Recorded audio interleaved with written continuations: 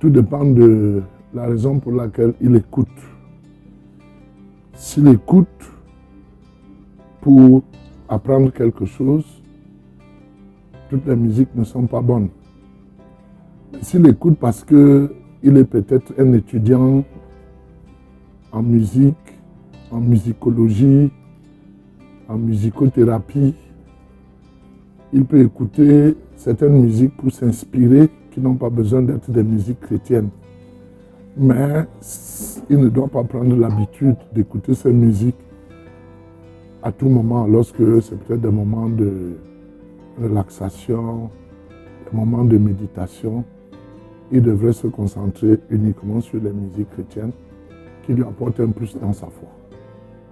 Mais s'il est un étudiant en musique, par exemple, qui veut s'inspirer de certains auteurs qui ont fait des musiques assez faciles ou qui entrent dans le domaine des études, il peut les écouter pour comprendre la structure musicale. Parce que, en réalité, la musique n'a pas de foi. Mais c'est le message que la musique véhicule qui peut devenir un message dangereux. Donc, si mon fils apprend de la musique classique et qu'il écoute Chopin, Beethoven, je ne peux pas dire qu'il fait mal de le faire. S'il veut jouer le makossa comme Manu Dibango et qu'il veut connaître le standard de musique de Manu Dibango, s'il joue à la rumba comme Franco et qu'il veut connaître les clés de musique qui permettaient à Franco de composer ses chansons, ce n'est pas une mauvaise chose. Mais s'il en fait une habitude, c'est-à-dire qu'il apprécie et le son et le message qui est véhiculé dans cette musique, alors là, il y a péril en la demeure.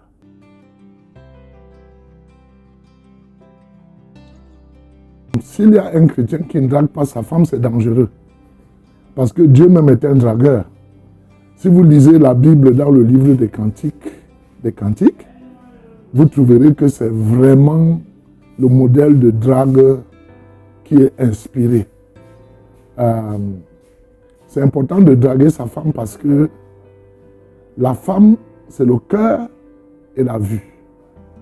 Ce qu'elle entend l'influence beaucoup. Ce qu'elle voit détermine aussi ses décisions. Donc, quand on l'expose à ces réalités-là, parce que c'est votre femme, c'est votre partenaire d'alliance, elle se sent beaucoup plus à l'aise, elle s'exprime mieux dans la maison, vous avez moins de problèmes, moins de frustrations, vous la faites chanter plus que vous ne la faites grincer de pouce. Je vais vous prendre mon exemple. Je connais ma femme depuis 43 ans. C'est la seule femme que je drague. Et je lui dis toujours qu'elle est le seul moustique de ma moustiquaire. Et pour ne pas avoir de débordements, je dois m'assurer que j'investis toute mon affection sur elle, tout mon cœur sur elle, et tout ce que je pense être source de bonheur sur elle. Je vous prends un exemple. Je vais aux Philippines et je rapporte une valise d'habits à ma femme. Et moi, je n'ai acheté qu'une chemise. Et les gens de ma famille me demandent, mais c'est quelle folie. Donc, tu veux que ta femme soit mieux habillée que toi? Je dis oui. Si on dit aux gens que cette femme qui est bien habillée là, c'est la femme de ce monsieur qui est mal habillé, pour moi, ça fait de l'honneur. C'est la preuve que je prends bien soin de ma femme. Et puis, c'est une leçon aussi, qu'elle sache demain que quand elle le peut, elle ne doit pas s'amuser lorsqu'elle veut m'habiller. Parce qu'il y a des femmes qui décident d'habiller aussi leur mari. Donc, moi, je crois qu'il faut éviter les débordements. Il faut être concentré sur ce qu'on a à faire. La femme est un jardin que nous devons cultiver. Quand tu cultives ton jardin, il faut éviter de mettre tes pieds dans le jardin du voisin. Ça crée les litiges. Or, quand tu restes strictement dans ton jardin, tu deviens un modèle même que les voisins viennent copier. Et ça fait la paix et l'harmonie dans la société.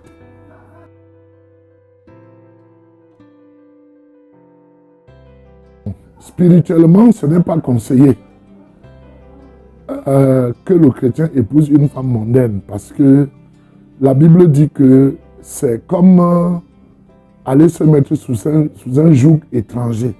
C'est-à-dire un joug dont on ne connaît pas le fonctionnement. Et Jésus disait que le joug que lui nous propose est un joug léger et que nous devons porter ce joug-là. Et il nous propose ce joug après nous avoir déchargé des fardeaux mondains, bien sûr. Si Jésus nous décharge d'un fardeau mondain et nous allons encore chercher notre fardeau mondain, nous ne sommes pas sérieux. On n'aurait pas dû courir vers lui pour qu'il nous décharge.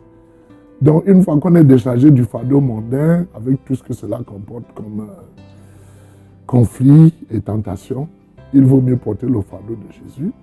Il a dit que son fardeau est léger. Ça veut dire que nous devons marcher avec les gens qui regardent dans la même direction que nous, qui pensent la vie comme nous, qui envisagent l'avenir comme nous.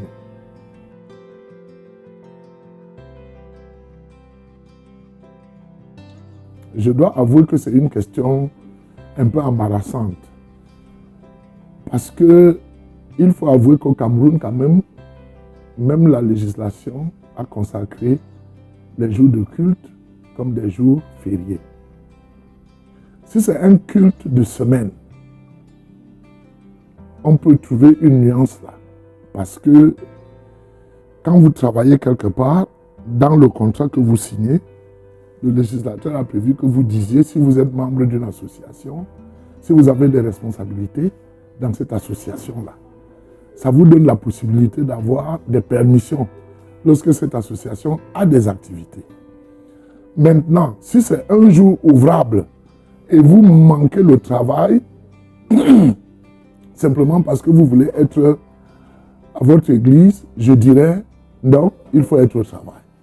Si c'est dimanche, qui est consacré comme jour de culte pour les chrétiens, et que votre lieu de service prend une décision fallacieuse qui vous embarrasse, là, vous êtes appelé à faire un choix.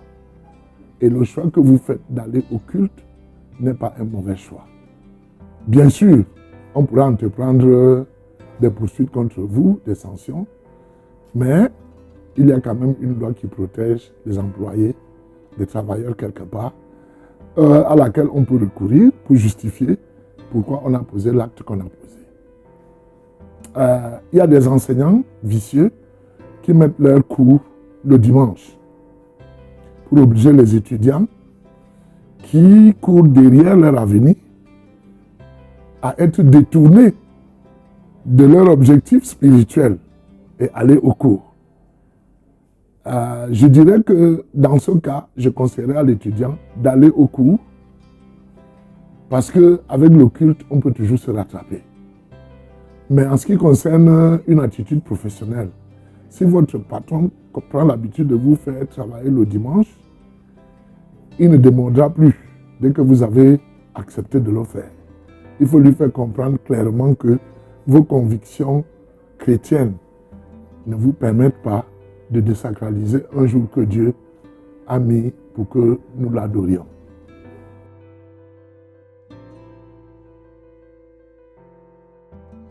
Le chrétien peut porter plainte à un mondain si le niveau de pardon et de tolérance qu'il a exercé a été débordé et abusé.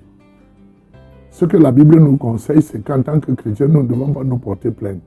Nos affaires peuvent être réglées entre nous. On peut solliciter le conseil des anciens, des aînés dans la foi et des leaders spirituels pour nous réconcilier et nous arranger. Mais en ce qui concerne la vie avec les mondains, c'est la vie avec le prochain.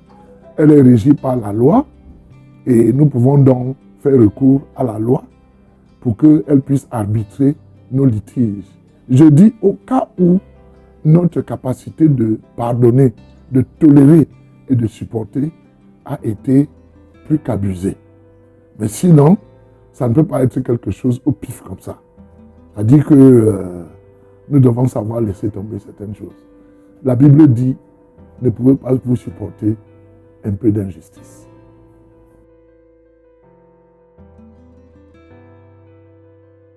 Si elle le fait comme fantaisie, je dirais non, elle ne devrait pas. Mais il y a des chaînes aux pieds qui sont un signe de distinction. Que les princesses portent, que les reines portent, que les gens d'une cour royale portent. Si elle le fait comme signe de distinction, dans ce cas, ce n'est pas elle qui met, c'est quelque chose qui lui a été confié. Et pour montrer quelle est sa marque de distinction dehors, elle le porte. Je dis, ça ne serait pas mauvais de le faire. Mais si c'est pour suivre la mode, vous savez que la mode, c'est un débordement de folie. Tout le monde veut être comme tout le monde. Tout le monde imite tout le monde sans savoir pourquoi on fait ce qu'on fait. Dans ce cas, je dirais non, elle ne devrait pas.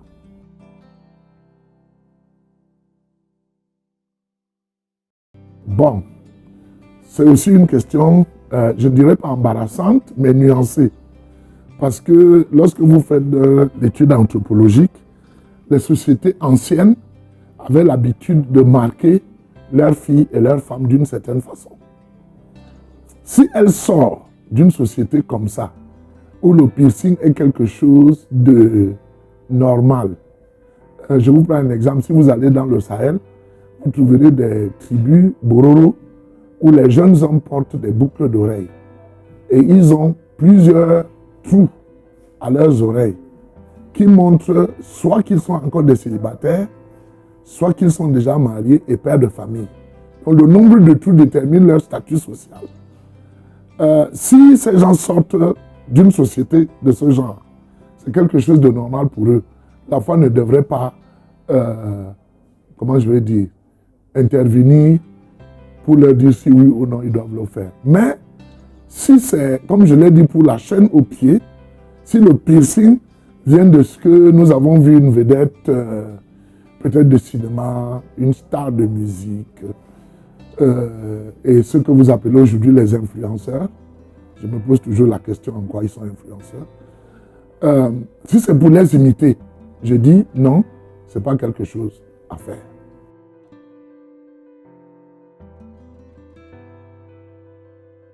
Le rouge à lèvres comme moyen de toilette pimpante qui te rend visible plus que les autres, je dirais non. Mais un rouge à lèvres qui protégerait vos lèvres peut-être du froid ou de la chaleur ou des conditions climatiques, très souvent c'est mesuré. Parce qu'il faut aussi comprendre que le rouge à lèvres est parti de ce que les sociétés de climat tempéré utilisaient des crèmes transparentes comme la glycérine pour frotter les lèvres et les narines et les protéger contre les fentes dues au climat assez bas. Et bon, certaines personnes snobs ont pensé que au lieu de porter un masque invisible sur les lèvres, il fallait porter un masque visible. C'est ça qui fait la naissance du rouge à lèvres, du bleu à lèvres, comme mon fils pourrait l'appeler. Mon petit enfant, lui, il appelle le mascara le rouge à yeux. Maman, ma soeur a pris ton rouge à yeux.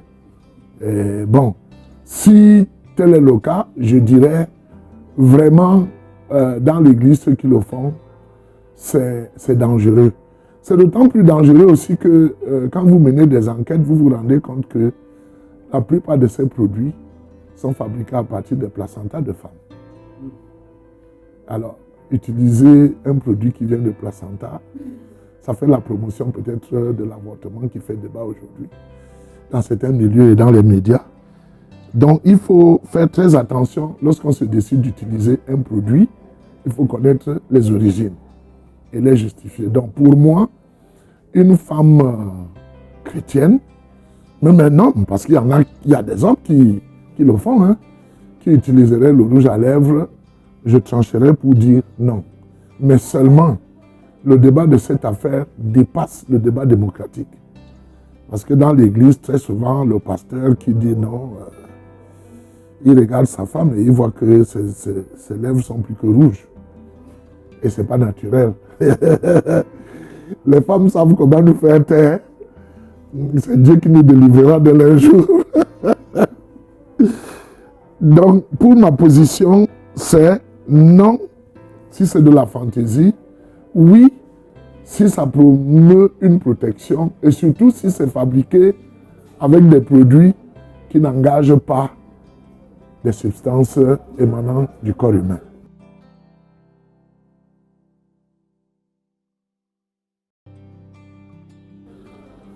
Oui, je crois que les jeunes qui travaillent à plein temps dans l'église doivent avoir un salaire. Mais ici, tout dépendra de ce qu'on appelle un salaire. Parce qu'il y a des éléments de motivation qui peuvent commencer à poser la base d'un salaire. Et lorsque l'église a un certain niveau de revenus acceptable, je crois pour ma part que les gens qui travaillent pour la stabiliser et la rendre assez notoire devraient avoir un traitement salarial qui les pousse à être encore plus élevé.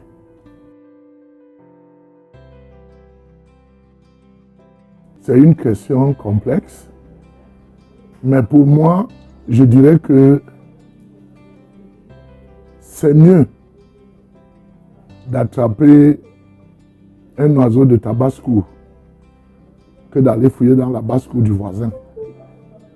Parce que si vous choisissez une femme que vous avez formée comme disciple, vous savez ce que vous avez investi en elle. Vous savez ce que vous pouvez attendre d'elle. Et je crois que c'est justice parce que le constat qui se dégage souvent, c'est que lorsqu'un jeune pasteur célibataire dirige une communauté, il y a beaucoup de jeunes femmes.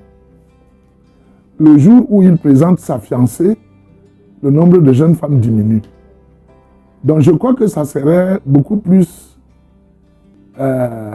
normal de choisir une d'entre elles pour prouver que, comme on ne peut pas les prendre toutes comme épouses, c'est elle qui a eu la grâce de Dieu pour être choisie. Ça aurait pu être une autre. Ça va faire moins de problèmes. Elles vont se dire de toutes les façons, ça pouvait être moi. Et si c'est ma soeur, c'est tant mieux. Mais quand cette femme vient d'ailleurs, ça crée beaucoup de problèmes. Ça, je peux vous dire, c'est des choses vécues. Vécues des personnes que nous avons encadrées, qui parfois n'ont pas écouté ce conseil et qui sont allées chercher une femme ailleurs pour venir l'introduire dans la communauté. Ça n'a pas été facile. Et certaines personnes les ont ignorées même dans la rue. Se sont comportées comme si elles n'avaient jamais été encadrées par ce pasteur-là. Parce qu'ils ont estimé que lui-même se moquait de son troupeau. Vous voyez le berger qui produit le lait, boit le lait de ses bêtes. Lorsqu'il veut manger de la viande, il mange la viande de ses bêtes. Il ne consomme pas le lait de son voisin, il ne mange pas la viande de son voisin. Parce que sinon, il travaillerait pour enrichir son voisin et s'appauvrir lui-même. Donc si on a formé des jeunes dames comme disciples et qu'on arrive au moment où on doit prendre femme, il est conseillé de considérer l'une d'entre elles que d'aller chercher ailleurs.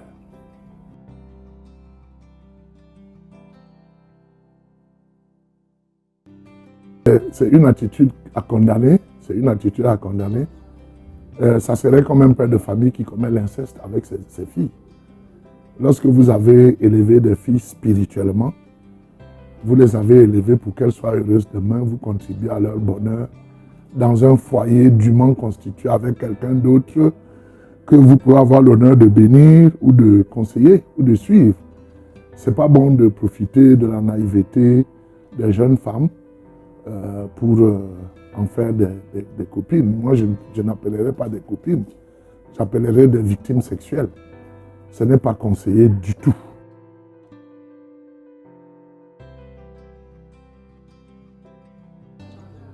Moi, je crois que les vidéos d'un chrétien ont un contenu éducatif, un contenu culturel qui ouvre les yeux des gens sur un certain type de lumière.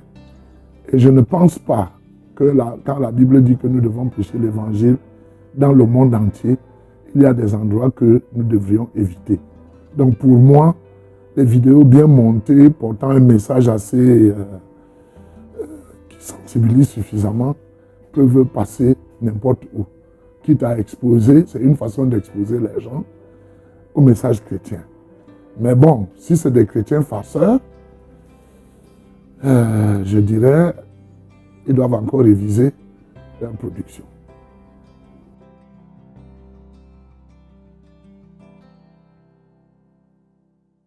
Beaucoup de gens pensent que la dîme est le 10e de leur revenu.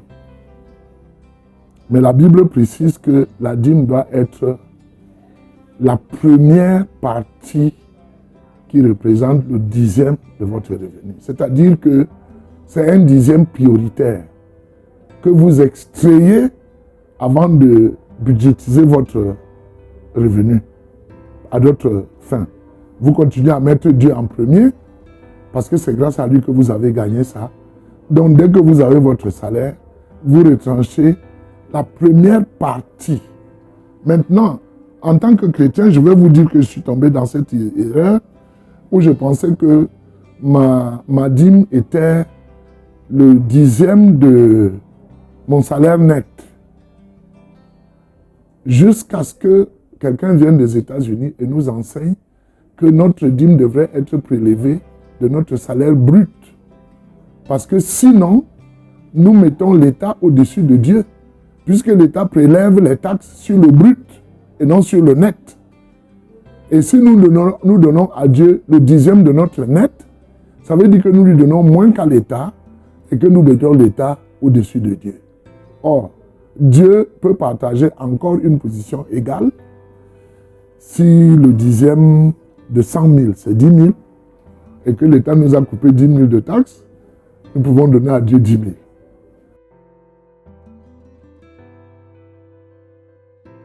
Non, le mensonge n'est pas conseillé. Quand j'étais jeune au collège, j'avais un ami qui était au séminaire. Il était au grand séminaire, donc presque prêt à être prêtre. Et nous avons pris rendez-vous en Vogada. Et puis, il est venu en retard. Et quand il est venu en retard, je lui ai dit, un prêtre, ça ne ment pas. Il m'a dit, non, Roger, je n'ai pas menti. Je me suis trompé. Je lui demande quelle est la différence. Il dit, en fait, ma montre indiquait 13h30 alors qu'il était 14h. Je lui ai dit, mais est-ce que ce n'est pas toi qui as reculé la montre à 13h30? Il s'est mis à rire. Et il a commencé à vouloir me convaincre que tromper, ce n'est pas mentir. Je lui ai dit non. Quand tu as ramené la montre à 13h30 pour justifier que c'est elle qui t'a induit en erreur, tu étais en train de faire une opération fausse. Donc, c'est le mensonge. Dans ce cas, tu ne peux pas me dire que tromper n'est pas équivalent de mentir. La Bible dit, ne vous mentez pas les uns aux autres. Et Jésus disait que Satan non seulement ment quand il parle de sa propre autorité, mais il est le père du mensonge. Donc nous ne pouvons pas confesser être les enfants de Dieu et nager ou surfer sur les nuages du père du mensonge. C'est très dangereux.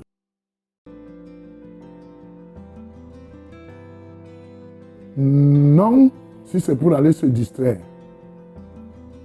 Oui, s'il porte secours à quelqu'un.